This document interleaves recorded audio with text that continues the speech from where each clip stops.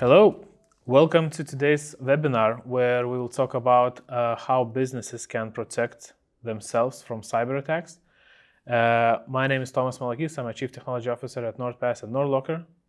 And we have our dear friend Aleksandr Valentij, who is Information Security Officer at Surfshark. Thank you for having me today. Hi. So to start with, just to warm up our audience, could you provide an overview of current cyber threat landscape for businesses? Well, landscape nowadays has not changed quite much as from in previous years, but we have some new trends. For example, we have supply chain attacks on the rise. Also, we have increased numbers of ransomware, DDoS attacks. So basically, now hackers are targeting not individual targets, but they try to target companies who provide services to our company. So basically, if you hack one such company, as a price, you would receive all client base. So basically, you can multiply your profits by this type of attacks, and they already have a good taste of this kind of attacks. Hackers like it because the profitability. So yeah, this is the most alarming trend, I think, nowadays. That is very interesting. So before, hackers were targeting businesses. Now they are targeting businesses which are getting services from third parties. Can you elaborate more on that? How does that happen? How and what benefits do they get from that? Basically, they are targeting businesses which provide services to other businesses. And by doing so, you can save a lot of time for your attacks. And usually companies who purchase some services from well-known brands, they believe that this service is secure and do not establish additional layers of security when they're connecting some integrations from these companies. And if hackers are able to hack some service provider, usually the hackers can enter the victim company almost without any resistance. So this is the main takeaway from the last hacking attacks, that companies tend to trust their partners too much and do not establish zero trust architecture for external service providers too. So, can you please elaborate more for business owners how? Because I believe we cannot not buy services from third parties. Yeah. But there are tactics and methods on how can we ensure that we are secure even though the third party has been breached. Can you elaborate more on the tactics? How can businesses protect themselves from these kind of attacks? Yeah, it's it's well-established principles of the market. For example, zero trust architecture, very good starting point for this kind of protection. So basically, do not trust, verify everything, including your trusted business partners. So you have to establish. Maybe accept the reality that there is no more perimeter of the company anymore.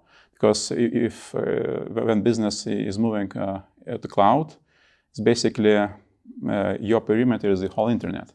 And many companies still live in the past that they think that there is an internet and the intranet, internal systems, which we should protect from the internet. But if you have external service providers, the whole internet is your intranet. So basically, you have to get rid of this kind of approach. And you have to establish additional layers of security between you and all your service providers. For example, access control, identity provisioning, firewalls as classics, and you have to establish business continuity plans, disaster recovery plans, because everyone can be hacked. Don't trust too much your external service providers, and prepare for the worst and wait for the best. Me, as a small business owner, for example, I tend to think that I'm small, I'm not interested, right? And when I see those movies where we see all those hackers in the hoodies, they are targeting, and I believe they're looking for the profits. And if I'm small, I'm not profitable, what can they get from me? So does this myth is a reality that I'm small, I'm not interested to the hackers, or how does it work? Yeah, you are absolutely right that nowadays hackers like working mostly for profit. It's not as in the past. Then they are doing stuff for fun or just to establish themselves. Nowadays, yeah, if they spend time, they want some profit from it, and it's logical to think that hackers would go to the highest profit possible. But the thing is that hackers with hoodies are not the threat actor you would actually expect. It's quite unlikely that a company will be attacked individually by individual hackers. Nowadays, everything is automated. So basically, bots are like scanning for internet for the weakest possible targets, and basically you are not special. You're just one of the one drop in a sea. And if a scanner goes through the internet and you have the weakest infrastructure, you will be attacked just because of that. So basically, nobody spending time on you personally. You just want one of the targets for the bots. And if bot able to break your infrastructure, you're done. And the thing is that usually small businesses they treat cybersecurity as a luxury, which will be established later when we standing firm on our foots. If we have good profits, we have established our units, and then we'll maybe invest in security. But the thing is, until then, you need cybersecurity from the very start, from the very beginning of your business, because usually smaller businesses are easier to hack, and the big businesses have more to lose. So both of them need cybersecurity established for different reasons. But yeah, small and medium businesses, they are too busy with making initial profit and forgetting that bots are not they don't care about your stage of your development.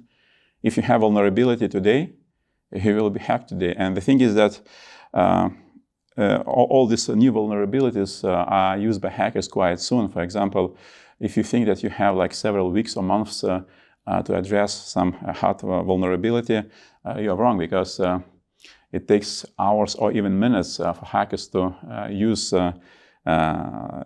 new vulnerability. For example, we had quite a stir because of Log4j vulnerability, and our internal security systems noticed that the first attempt to use this vulnerability against our company was 7 hours after initial introduction of this vulnerability, so 7 hours. Right. So, and it's quite a long time for such a vulnerability, 7 hours. We had a luxury to prepare ourselves, so we did everything in 1.5 hours. But we don't have days, we don't have months or even years. And the thing is that when I see the victims of cyber attack, usually it happens because of outdated systems. And I saw many cases then a system wasn't updated for half a year.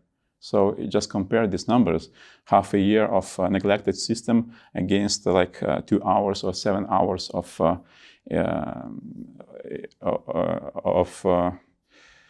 introduction of new vulnerability on the market. So yeah, we're speaking about these numbers, and you should realize that the vulnerability don't care if you are a huge company or small company. If you have this vulnerability, you will be hacked. So yeah. Wow, that's scary numbers, and that's the scary reality. But can you elaborate more on so basically there are botnets, right, who are constantly scanning. Those are not hackers with the hoodies who are typing the code. Those are automatic bots.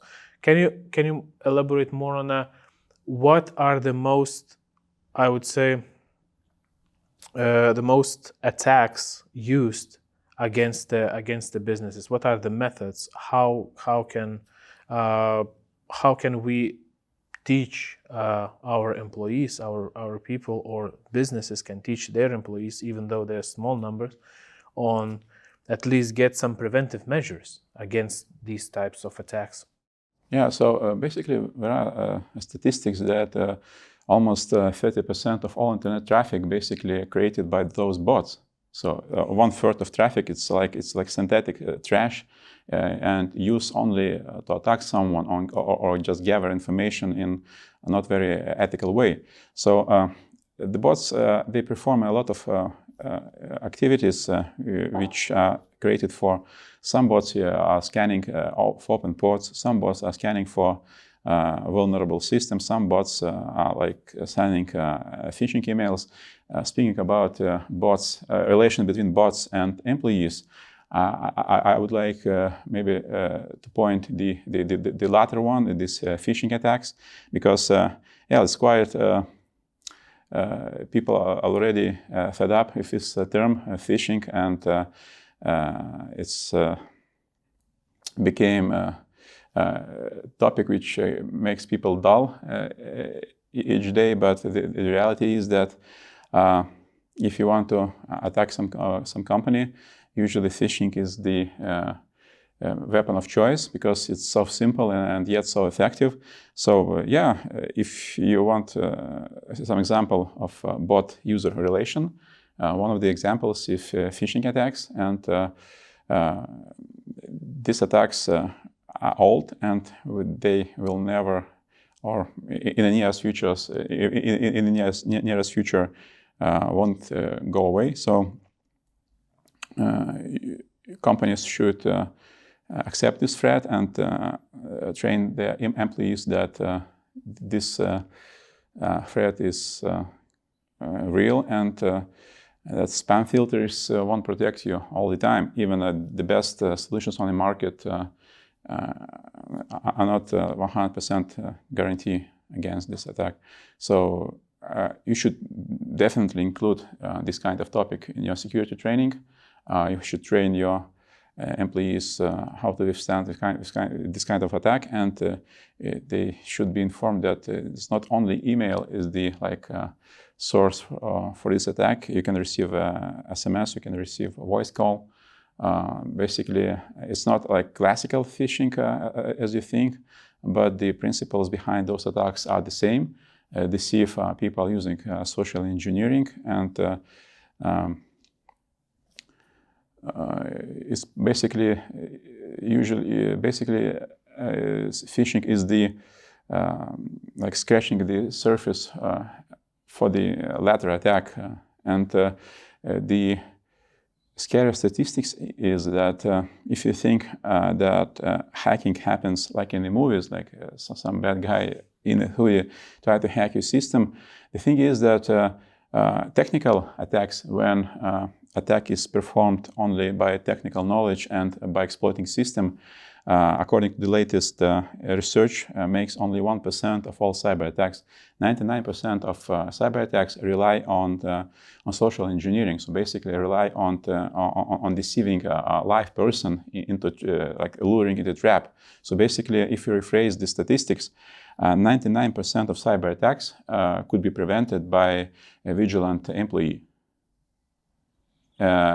No, it's not 100%. If you train, if you create like a perfectly resilient employee, still it will be chance for this classical all technical attack. But for me, 99% is good to quite nice statistics to accept, and that's why you should invest your time and effort into training employees. 99% is a huge number, and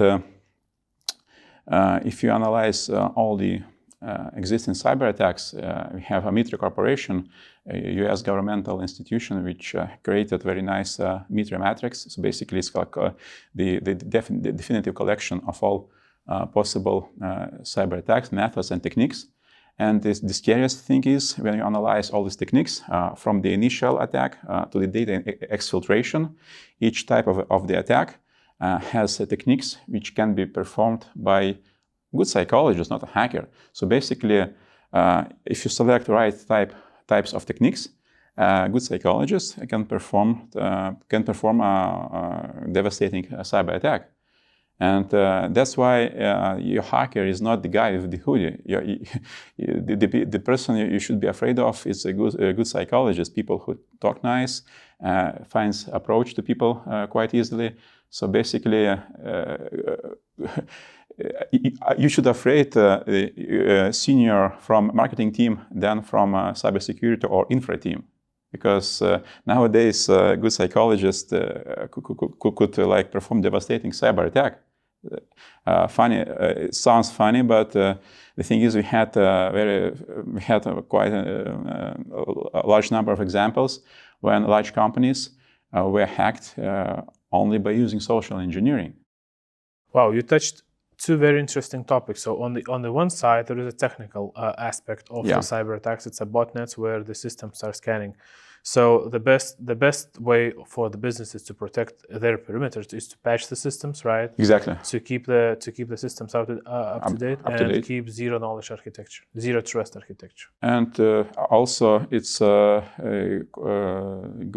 advice to have security system which not only passively protects your assets like firewalls and basically keeping your system without vulnerabilities, but you also may implement a system for proactive defense like security scanners, CM, SOAR systems. You should perform regular penetration testing, external or internal.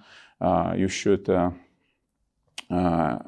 have people working on threat intelligence, adversary intelligence, IASM, internal attack surface management. So you can do a lot of stuff proactively too, but for small companies who are really tight on the budget, I would suggest to start from a lowest hanging fruits. As you mentioned, just start with this passive protective measures. Just update your system regularly and have the basic security system installs like firewalls, and even those types of defense can defend you against the majority of the bots, because they are looking for lowest hanging fruit too. So. And there is another factor, it's a human factor, right? Yeah. So even though your systems are up to date, you have firewalls set up, you use zero trust accesses, you have the firewalls, you have VPN, you protect your perimeter, right?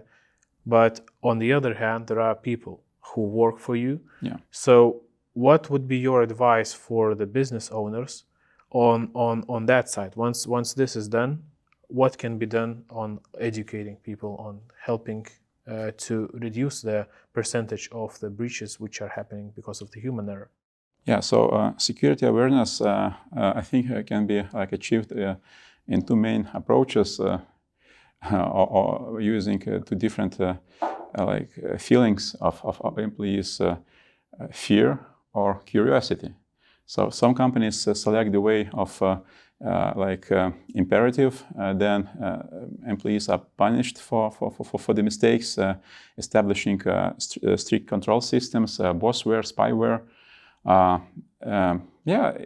It works. It takes a huge toll on motivation of your employees, but in many cases it's much more easier to implement. Just spy on every employee, threaten them, and people will motivate themselves by using fear. Another motivator, which may be more difficult to achieve, it's curiosity.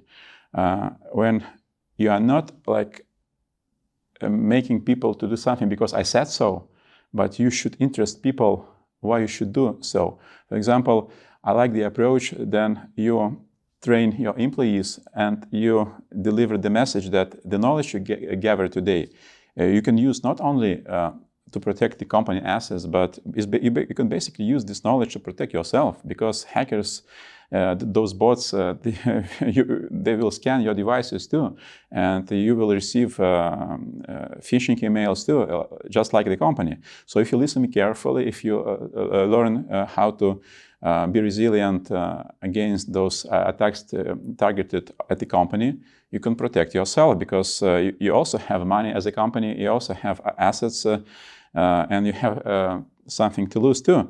And I want people to understand the principles of cybersecurity, not ingest this information, but understand why it's necessary. For example, if you're explaining the principles of good password, you can explain it in classical way. So use this length of password, these characters, and because I said so. Or you can tell the story how hackers crack your password and which techniques and which passwords are really annoying for the hackers. And then people understand which approach, which algorithm in creating password creates a headache for the hackers. Both they understand why they need this kind of approach, and the second one, this training becomes more interesting, and you keep the attention span much more longer than during the dry introduction of the facts.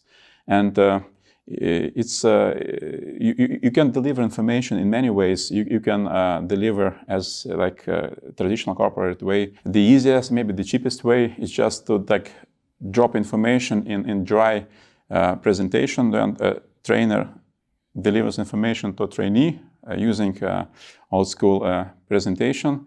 Just drop the information and expect for people to ingest it. But you can have different approaches. For example, you can, when you're talking about hacking, you can like take two computers, one like computer of the victim, one computer of the attacker, and show the people how, for example, Metasploit works, how they view from different perspectives, what hackers see, what you would see if you are attacked, and this kind of presentations they're different from stuff people used to see during the corporate trainings. You can. You should also do the interactive training. But by that I mean you should not talk about phishing, how to detect phishing emails. You should definitely perform a phishing campaigns in your company, just to show that how easily they can be deceived, and then you can do a briefing session, and after phishing campaign, when like a lot of people in the company was tricked by you, they will be more interested to hear what they could have done to prevent this kind of failure. And the thing is that here you can choose two approaches also. Some companies choose to use phishing campaigns to find the weakest employees and punish them. Some companies try to depersonalize all the result and speak about the principle itself, not about the individuals who failed. I choose the latter because it's not so easy to defend yourself against a phishing attack as you think, and we have many misconceptions. For example, companies think that technical units are more resilient to these attacks, and non-technical units are not. But as a real-life example showed me that, for example, HR units or financial units, they usually have higher resistance of phishing than technical units like developers and the infrastructure units. The thing is that, in my opinion, that these units have the different maybe feeling about their skills. Technical units, they think that I'll be able to spot a phishing email, so bring it on. But usually you can create a phishing email which can trick everyone. And this feeling of technical superiority plays a game on you. And I would suggest not to differentiate those units and not to believe that technical units are more protected than non-technical unit. And if company is technical one, not to have a belief that if you're a technical company, you need to spend less on security because your employees are more resilient. It's not. It's not like that. Every company should invest in cybersecurity. Yes, and actually, as the research shows, the most breached companies are IT and tech. Yeah. So that's worrisome. So we touched two parts. So one are the people of our company. So how we can protect by educating people.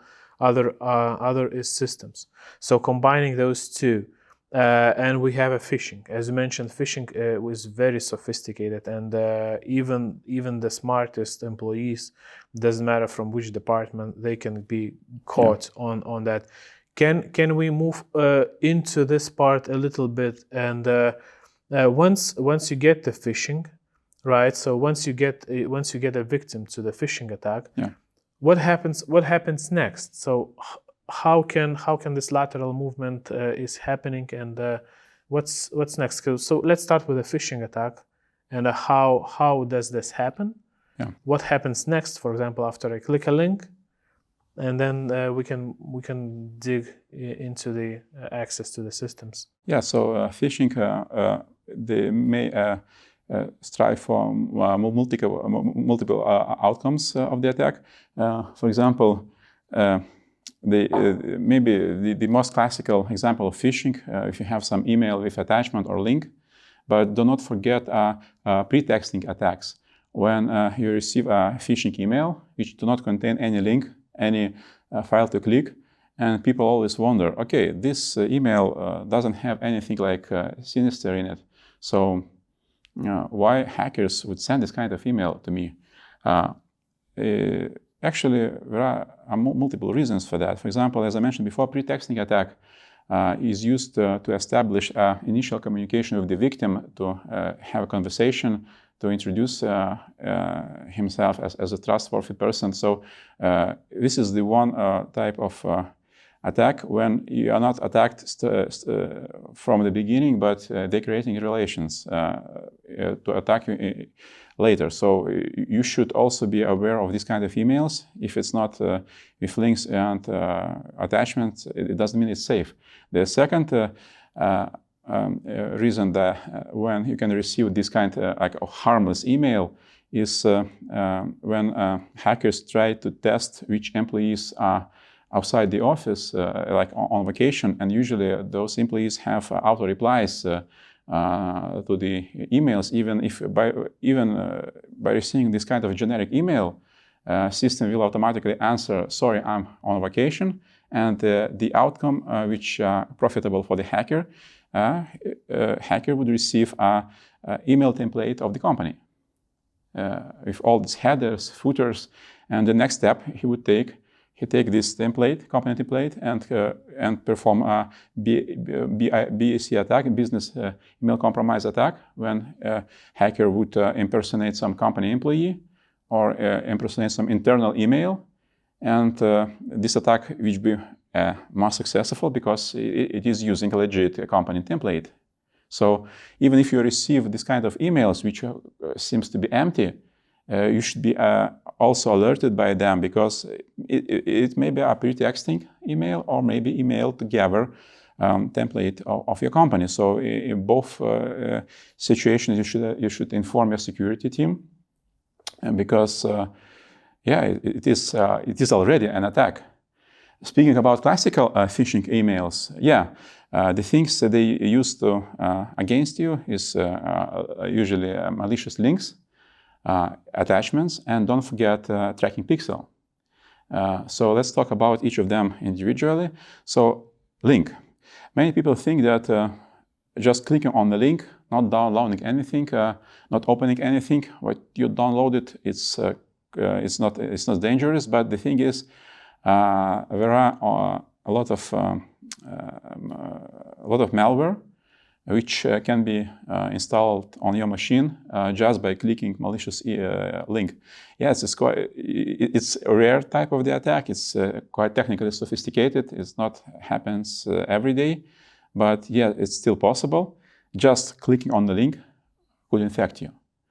Another exploit which I used by catching people clicking on the links, this link could direct a victim to some fake website. For example, some fake website with a login window of well-known website, and you would enter your credentials to this fake website, and basically it will give all your passwords to the hacker. So basically, you won't be infected by the virus itself. But you will lose your passwords, and hacker will perform a takeover of your accounts. So basically, or you can download file and you could open it just by clicking on link. So basically, nothing about links is safe, and clicking on them is dangerous itself. So yeah.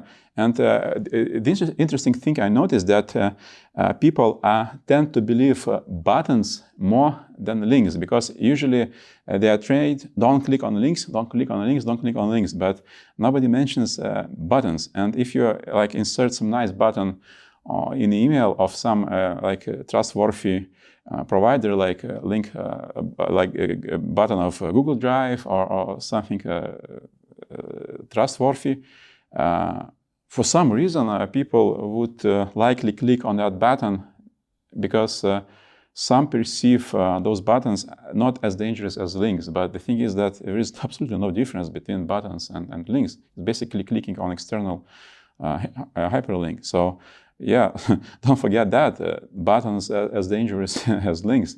The second attack vector is attached file. Yeah, it's quite heavy one, because basically just by launching file you can infect your machine for good. The good news that it's not as easy to deliver the whole file to the victim because of nowadays anti-spam filters and antivirus protection. It's nowadays default solutions are quite capable right now, but still. Hackers are able to deliver file to the end user, and the results can be devastating like on the moment of your failure, because if you click on the link, you need some other actions to be successfully performed. For example, if you click on the link, your computer needs to download some dropper, then your computer needs to download a payload, then launch it, and in each stage can be prevented by security solutions. But if you have a file on your machine already, hackers skip a lot of steps like loader, payload, everything already on your machine, and everything happens like right away. So files, in my opinion, it's like more direct and more sinister attack than clicking on a link, because it has less prerequisites to succeed. And the tracking pixel, it's when sender attach to this phishing email a small image 1 by 1 pixel. It's almost impossible to see, but when you open this email and you have a feature that your mail client downloads all the images, so basically your computer would try to download this image. And if this image is hosted by attacker, some valuable information about you can be extracted. For example, just by opening email with tracking pixel, the hacker will find out your IP address, your operating system, maybe your mail client, your browser type. So basically, a lot of information which is very valuable for the follow-up attack. And people think that if I open the email but don't click on anything, don't open anything, I'm safe.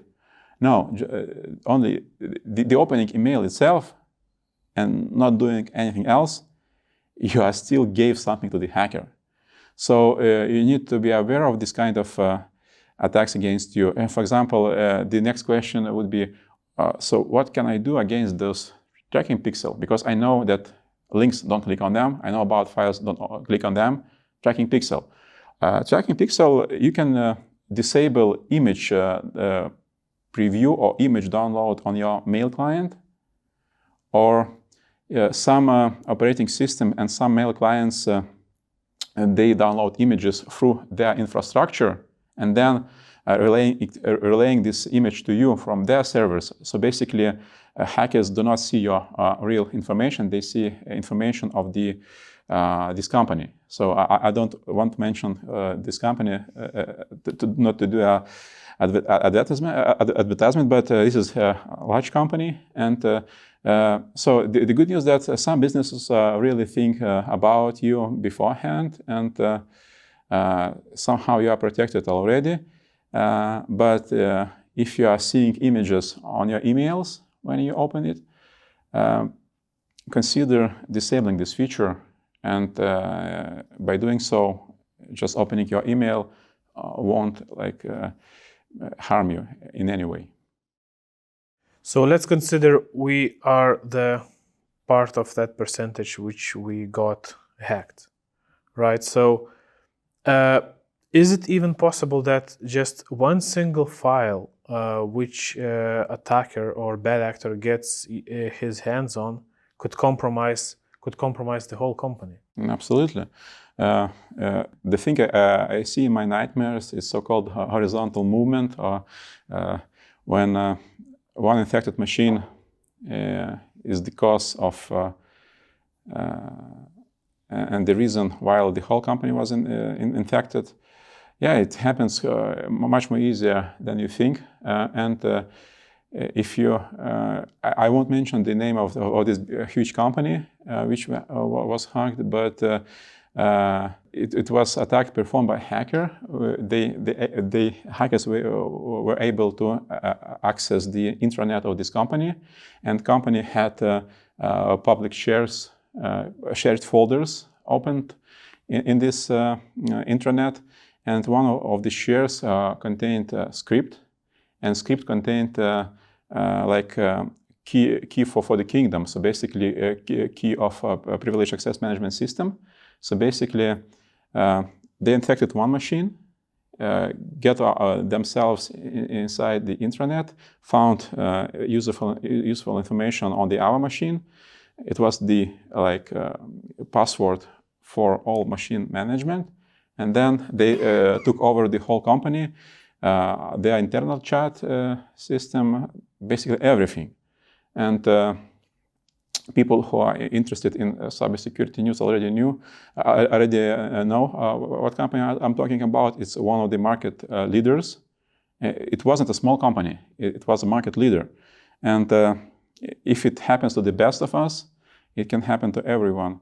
And that's why you should consider segmentation of your network, of your system, of your systems, just because of lateral movement. Actually, the horizontal movement is one of the biggest goals hackers are looking for in the attack. Because if you hack one machine, it's okay, but it's not great, not terrible. But for the great attack, you need to attack much more than one machine.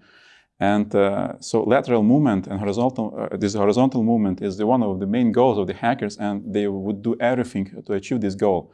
And the thing is that another bad news that if hacker succeeds to hack into your entire system, statistics shows that you wouldn't notice that for the half of a year. So it's not like you hack today and tomorrow you'll be able to see the median number, 6 months of company being unaware that hacker took over the entire system. So it's not like in the movies, then everything happens during the single night. If you hacked, you are being abused for months. And even large companies cannot detect those kind of attacks. So don't overestimate your capabilities. And horizontal movement, it is a thing that happens much more often than you think.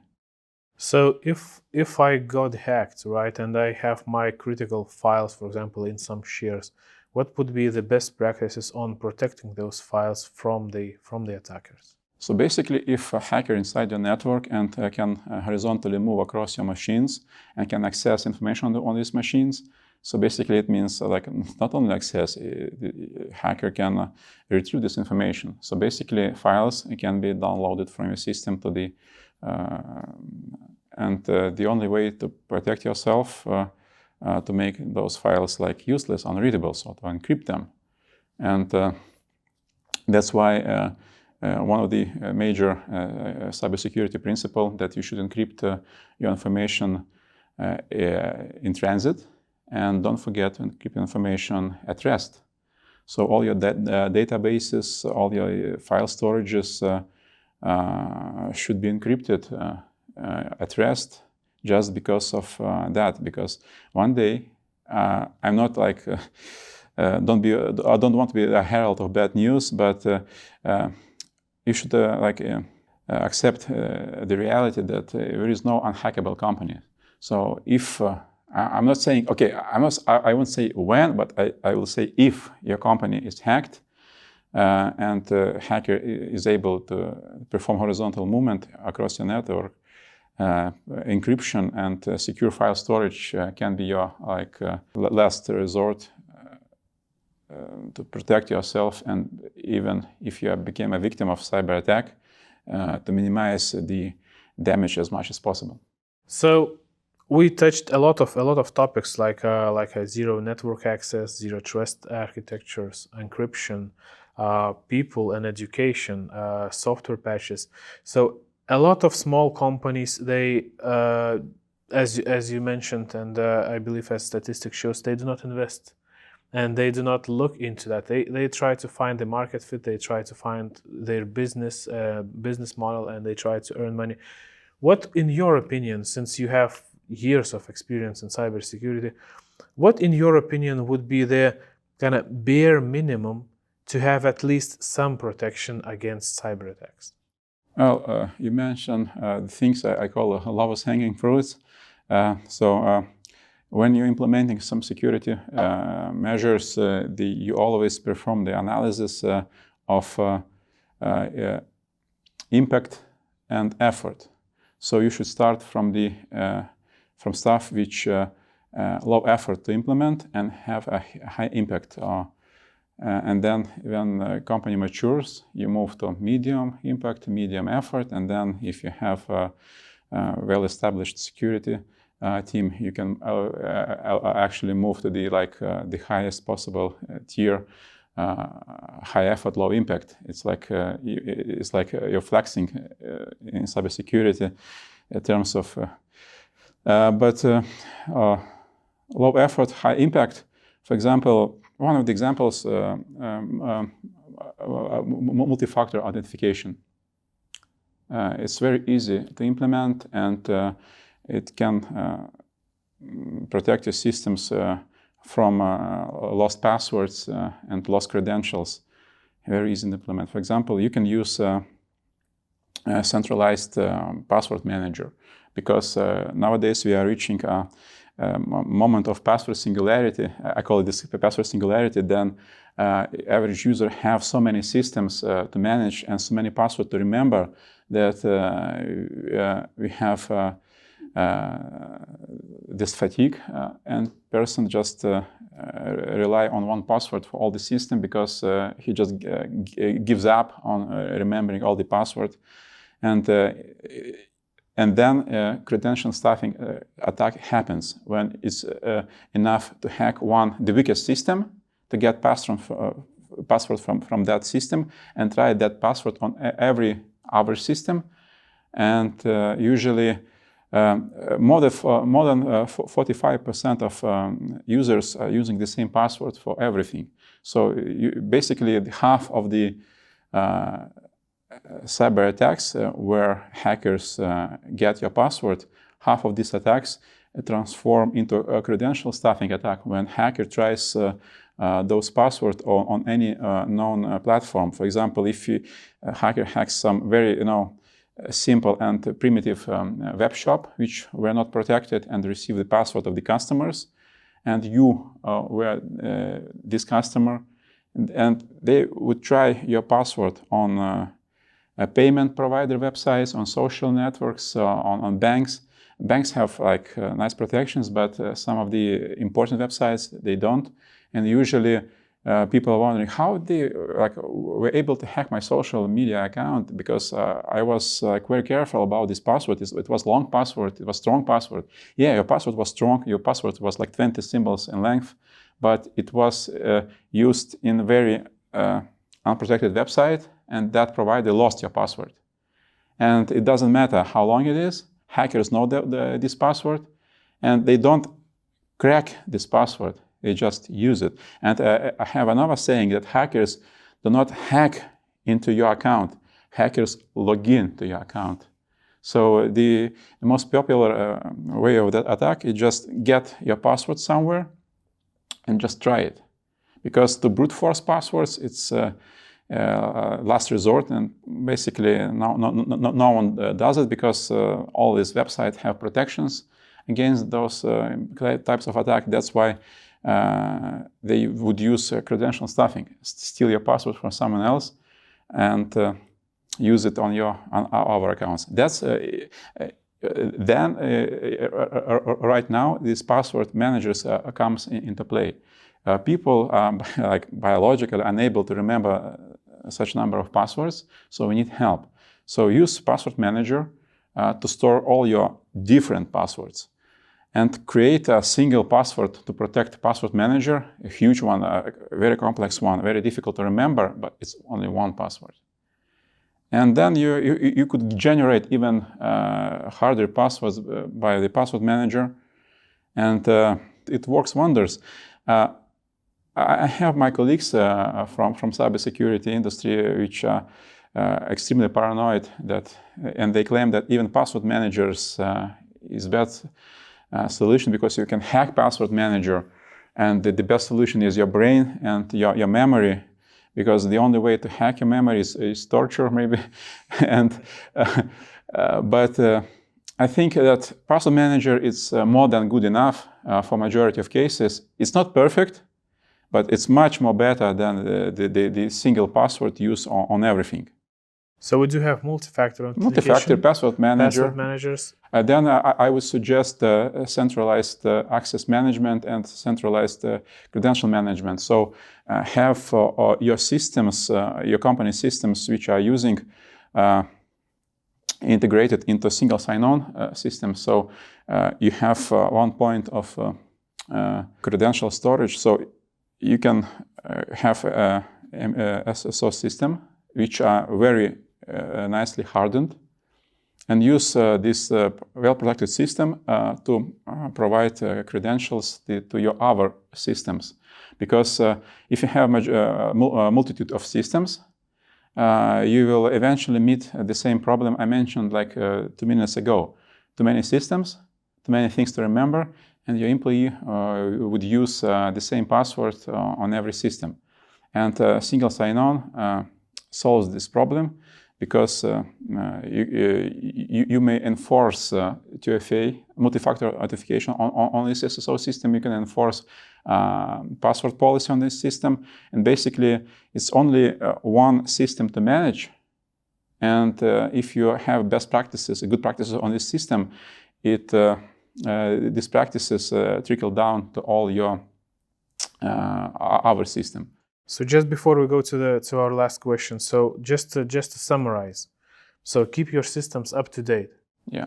Don't click on unknown links or especially well-shaped buttons. Attachments. Encrypt your data at rest and in transit. Use strong passwords. Use multi-factor authentication. Use centralized user management. And train. The last question. Happens if the incident happens, what should I do? For example, I see that I am breached. right? And I see that my credentials got stolen, or my bank account money is being transferred, or my files are being copied, or my system is down. I don't know, what should I do? What should I do in this case? You should do something before that happens.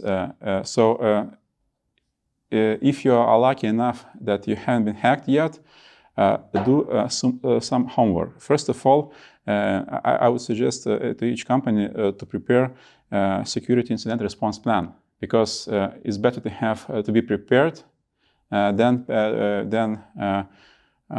instead of running in circles and panic when it happens. So if you have time, if you have resources, you should find them actually before it happens. Just invest your time and effort to creating a security incident response plan in which you should define the types of attack and how fast to react on them, who would react to them. If you should define roles, you should define actions. So, and then you should prepare a business continuity plan and disaster recovery plan. So all these templates for security incident response plan, for business continuity plan, and disaster recovery plan are widely available online. If it sounds very complicated for unexperienced businesses, but just go online, search for these terms, and you will find enough information to have like a base of your protection. But if you haven't done your homework, there are several steps during the cyber attack. So first step, you need to be able to detect the attack. Detection can be done by many ways. So, for example, your automated system may notice the attack. You can be informed by the employee that something strange happens. You can be informed by external security researchers that we found some vulnerability. You name it. So basically, detection is the first step. The next step is like remediation, when you have to take the measures to counter this attack. It depends on the attack. If it's ransomware, you should act in one manner. If it's, for example, passwords are stolen, it's another type. If your server is being, if crypto miners installed on your servers, so basically, that's why you should prepare beforehand. You should brainstorm about any type of these attacks, and you need to have a plan already. So remediation. Then after remediation, you should do a damage assessment. What was attacked? Then you should do like restoration of affected systems. You need to maybe reinstall something. Maybe you should recover the encrypted information. You should change all the passwords, and so basically it's like aftermatch. And many companies forget the next stage, communication, because many companies are bound by law to inform data protecting agencies and customers that breach happened. We are at the time frame in many jurisdictions 48 hours to do so. So don't forget during this event that you have legal obligations to inform your customers and your government that what happened. So that's why you need to do your homework even on legal aspect of this thing. So you need to get acquainted with local jurisdiction and international jurisdiction on this matter. You have so basically during this event, even a legal team should be informed and work on this remediation. And that's why, as I mentioned before, it's very important to have a predefined team,